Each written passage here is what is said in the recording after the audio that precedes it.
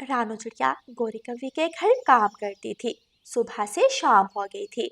मम्मा चिड़िया ने सारा काम कर दिया था।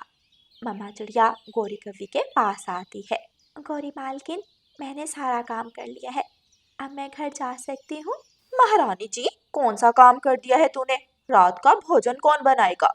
लेकिन कवि मालकिन, आज घर के काम करने में बहुत देर हो गई। मेरी बेटी घर में अकेली होगी। प्लीज आज मुझे घर जाने दें। भोजन बनाएगी तो ही जाने दूंगी, वरना भूल जा घर को। रानू चिड़िया निराश होकर रसोई में चली जाती है। मम्मा चिड़िया की आंखों में आंसू थे और मम्मा चिड़िया गोरी कवि के घर भोजन बना रही थी। मम्मा चिड़िया फ्राई पैन उठाती है, उसमें सब्जी डालती है और भोजन बनाने लगती है। सारा भोजन बनाकर मम्मा चिड़िया गोरी कवि के पास जाती है। कवि मालकिन, मैंने भोजन भी बना दिया है, अब मैं जाऊं? तो और क्या, रात मेरे घर गुजारेगी? जा, चली जा। मम्मा चिड़िया अंधेरी रात में घर की तरफ उड़ती है।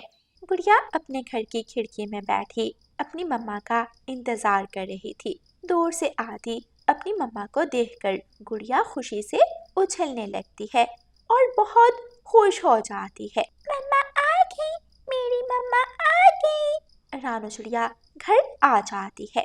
मेरी प्यारी मम्मा, मम्मा आप आज इतना लेट क्यों आई है? मम्मा, मुझे बहुत भूख लगी है। मेरी बेटी, आज काम ज्यादा था इसलिए मुझे देर हो गई। मम्मा, मुझे बहुत भूख लगी है और मेरा दिल कर रहा है कि मैं मीठे चावल खाऊं। मम्मा प्लीज आप आज मीठे चावल बना दे।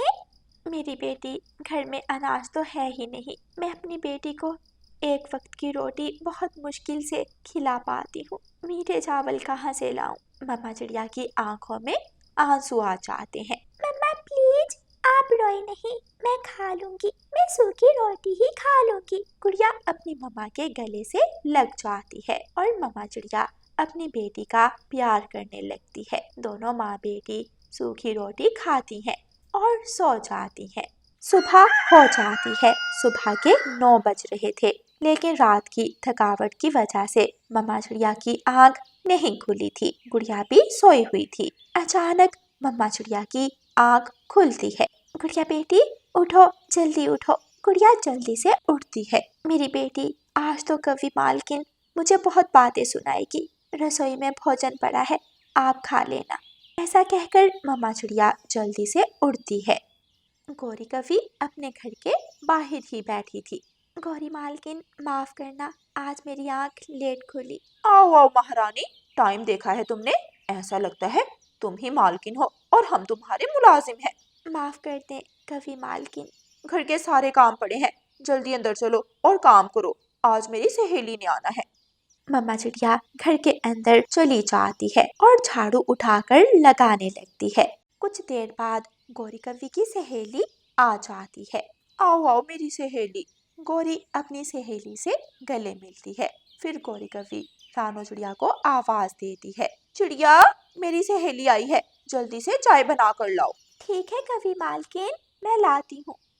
रानू चिड़िया रसोई में जाती है और चाय बनाने लगती है। फिर मम्मा चिड़िया चाय कप में डालती है और लेकर आती है, लेकिन तभी रानू चिड़िया की टांग घोंसले से टकराती है और चाय के कप गौरी की सहेली पर जा गिरते हैं। गौरी की सहेली पिंकी कवि तो उछलने लग जाती है। जला दिया, मुझे जला दिया, हाय मेरा पंख जल गया। किसी काम की नहीं है तू, एक तो लेट आती है, फिर काम भी ठीक नहीं करती। निकल जा, मेरे घर से निकल जा, दफा हो जा यहाँ से। रानू चिड़िया उदास होकर गौरी कवि के घर से आ जाती है और एक पेड़ की शाख पर बैठ जाती है। अब मैं क्या करूं? घर में भोजन तो है ही नहीं। मैं शाम को अपनी बेटी को क्या खिलाऊंगी? सामने तोते का ढाबा था। रानू चिड़िया तोते के ढाबे पर जाती है। तोते भैया, कोई काम है जो मैं कर सकूं? मुझे बहुत जरूरत है नौकरी की। वैसे कोई काम तो नहीं है रानू, लेकिन चलो तुम यहाँ ढाबे पर बैठ जाओ, जो भी कस्टमर आता है उसे ऑर्डर लो। गुड़िया अपने घर से निकली हुई थी। गुड़िया को दूर झाड़ियों में कोई चीज चमकती हुई नजर आती है। गुड़िया झाड़ियों के पास जाती है। ये क्या चीज है जो झाड़ियों में चमक रही है? गुड़िया अपना पंख आगे बढ़ाती है और वो चमकती चीज उठा लेती है। वाह, ये कितनी सुंदर पेंसिल है। गुड़िया वो पेंसिल उठा लाती है और अपने घर वापस आ जाती है। मैं इस पेंसिल से ड्राइंग बनाती हूँ। गुड़िया अपनी नोटबुक उठाती है और ड्राइंग बनाने लगती है। गुड़िया नोटबुक पर एक सेब का चित्र बनाती है। नोटबुक से एक रोशनी निकलती है और वो सेब नोटबुक से निकलकर बाहर आ जाता है। गुड़िया ये सब देखकर बहुत हैरान होती है। ये सेब कहाँ से आया? ये क्या हुआ? कहीं ये मेरा वहम तो नहीं है? गुड़िया फिर से पेंसिल उठाती है और नोटबुक पर बर्गर बनाती है। फिर से वो बर्गर नोटबुक से निकलकर बाहर आ जाता है। गुड़िया तो खुशी से उछलने लगती है। वाह, बर्गर, ये तो कोई वहम नहीं है मेरा, ये तो सच में जादू हो रहा है। गुड़िया मजे मजे से बर्गर खाने लगती है।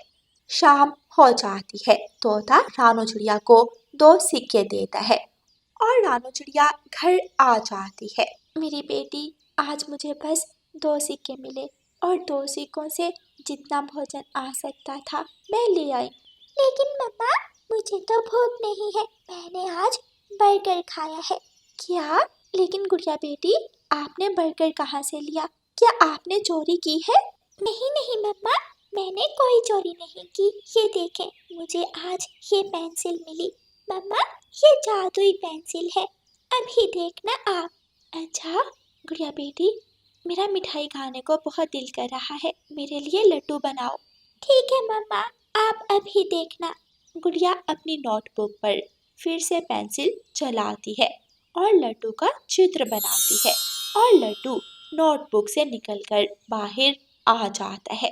दोनों माँ बेटी बहुत खुश होती हैं और फिर वो दोनों खुशी खुशी अपना जीवन गुजारती हैं। प्यारे दोस्तों, इस कहानी को लाइक, अपने दोस्तों के साथ शेयर और चैनल को सब्सक्राइब करना बिल्कुल मत भूलना। आपका धन्यवाद। सागर वाले जंगल में एक गौरी कवि रहती थी जो बहुत ही घमंडी और बदतमीज कवि थी। वो मासूम और कमजोर पक्षियों को डराती और उनसे उनका दाना छीन कर खा जाती। वो खुद कोई मेहनत ना करती और जो पक्षी भी मेहनत से दाना लाता वो उठाकर खा जाती। मिठू तोता एक दिन नदी किनारे बैठा अपना मीठा फल खा रहा था कि वहाँ गौरी कवि उड़ती हुई आ जाती है।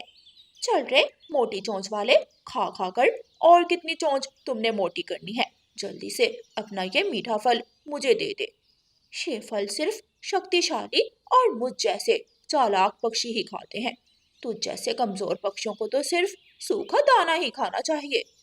क्यों? क्या जंगल में कोई नया कानून आया है जो मैं ये फल नहीं खा सकता? सब पक्षी अपनी मेहनत से दाना इकट्ठा करते हैं और अपना ढूंढा हुआ दाना खुद खाते हैं। तुमने अगर मीठा फल खाना है तो खुद जाकर ढूंढ लो। अच्छा तो तू ऐसे नहीं मानेगा, चल फिर मेरे साथ मुकाबला कर। अगर मैं जीती तो ये फल मेरा और अगर तू जीता तो फल तेरा। क्यों? मैं क्यों मुकाबला करूं? जाओ गौरी, मेरा दिमाग मत खराब करो और मुझे मेरा फल खाने दो।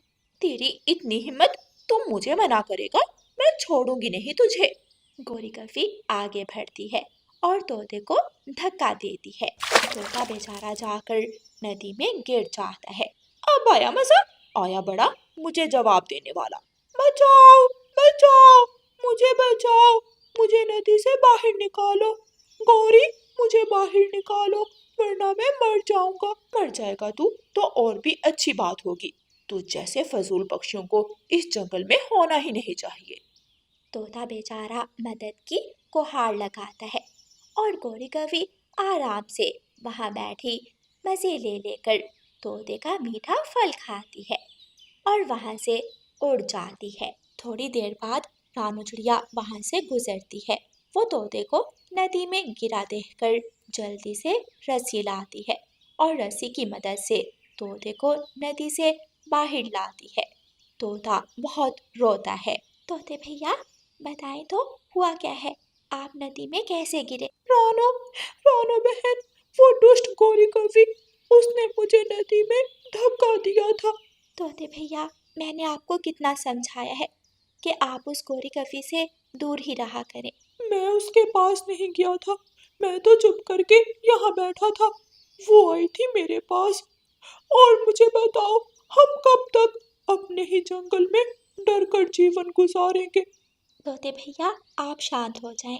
देखना, उस गोरी कवि को भी उससे ज्यादा ताकतवर मिलेगा और उस दिन उस दुष्ट गोरी की सारी ताकत, सारा घमंड मिट्टी में मिल जाएगा। रानो बहन, क्या आपके पास दाना होगा?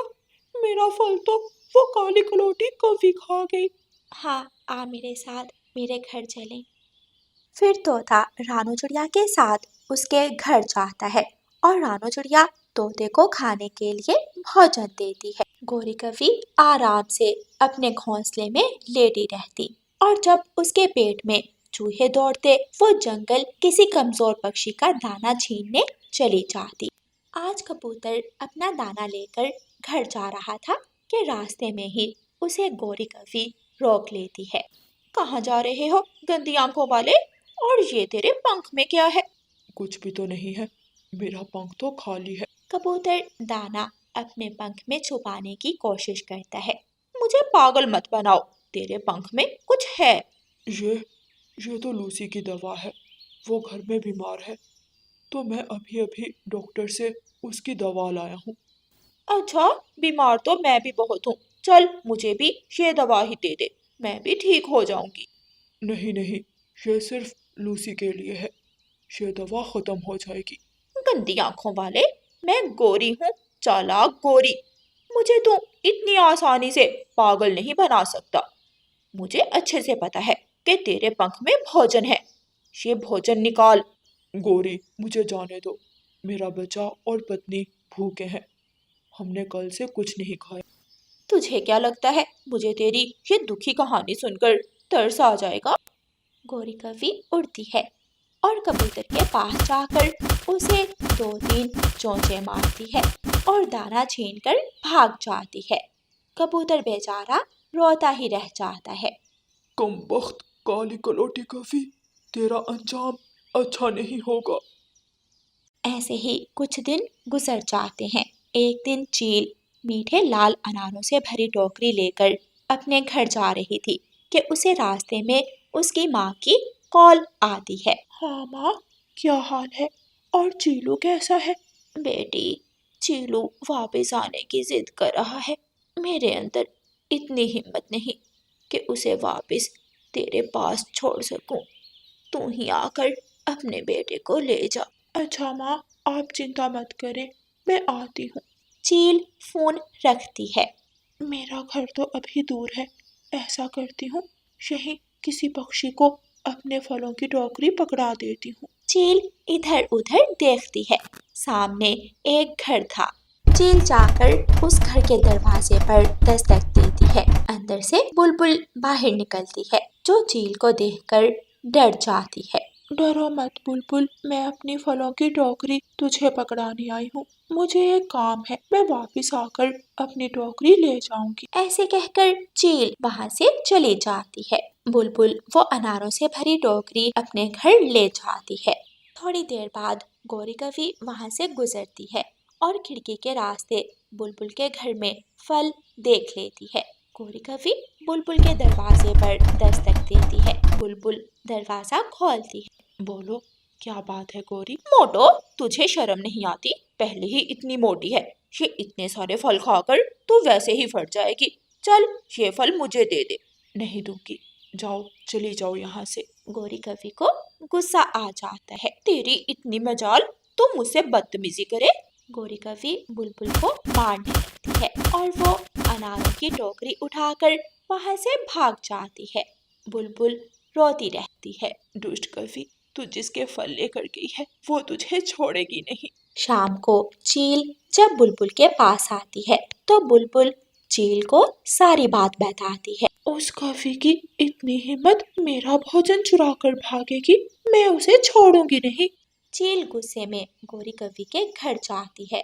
गोरी कवि अपने सामने अनार रखकर बैठी खा रही थी। मैं इतनी मेहनत से ये अनार लाई, तुम आराम से यहाँ बैठी इन्हें खा रही हो।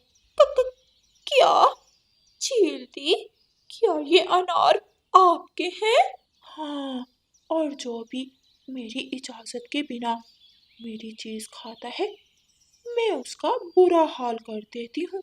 फिर चील गोरी कौवी की खूब पिटाई करती है और मार मार कर उसके पंख तोड़ देती है।